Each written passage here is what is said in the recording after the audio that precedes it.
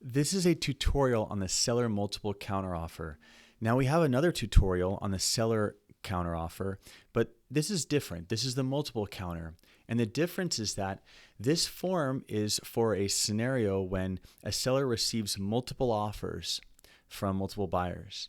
And rather than sending one counteroffer to multiple buyers, they need to use this multiple counteroffer form. And the reason is that imagine if a seller sent a counteroffer that was executed the second the buyer signed it and agreed. And then the seller sent that same counteroffer to several buyers. And then multiple buyers signed and agreed. Well, who's the buyer that the seller is going to do the transaction with?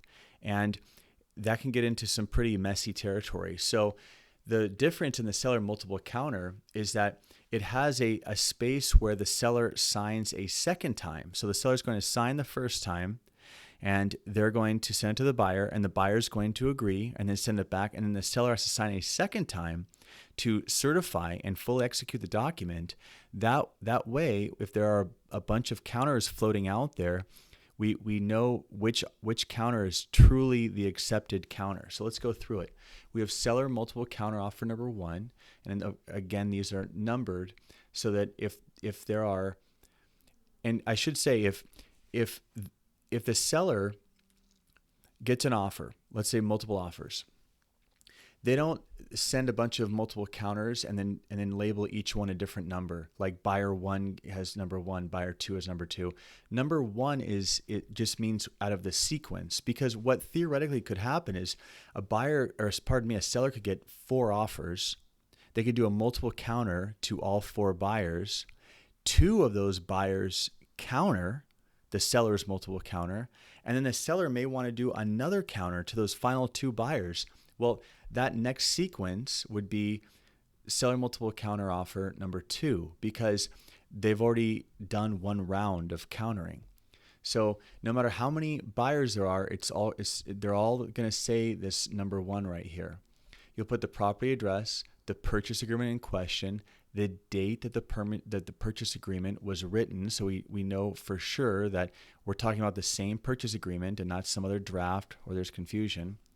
And then you'll put the terms that are going to be changed. And here we're assuming that we got an offer for $850 and we're countering to $875. And we're assuming that we got an offer for a 30-day escrow period and we're countering to $45. And again, you can put 1 and 2 or A and B here, or even just put these terms on separate line items. The important part is just to make sure that it's very clear and easily readable that these are the terms that you want to modify in the purchase agreement. And then all other terms carry over. So you don't have to rewrite anything that's in the purchase contract a second time. It's already included. This is a list of the changes. That's why it says modifications, nothing else. Now, you can create a different counter for each buyer.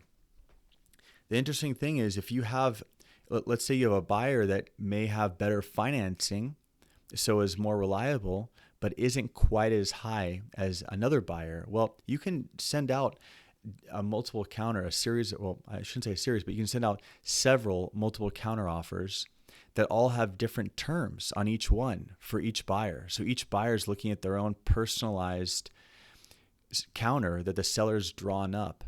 And whichever buyer agrees and sends it back and it has the seller sign, that's the buyer the seller is going to move forward with. So it doesn't have to be a uniform.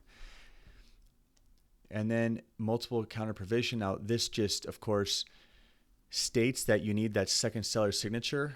Expiration is going to be on the third day after the seller has signed and dated, that this will nullify if not agreed to by the buyer, or that can be modified here and a different time can be written in. The seller's going to sign. The buyer can sign. The buyer's going to sign either way. If the buyer's going to counter, they're going to check this box. They're going to put their buyer counter offer number one here, and then they're going to sign and send it back.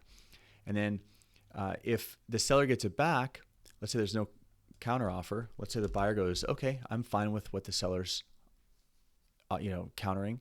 The buyer's going to sign here, send it back to the seller, and then that buyer better call that seller and say, hey, please sign my counter. I signed it. I accepted your terms. Please sign and execute this document. Now, once the seller signs here, now you have a fully executed multiple counter offer and you can begin the transaction. If you have any more questions on this or some random scenarios that you want to discuss, please email contact@openhomesale.com or visit our website, openhomesale.com. Thanks for watching.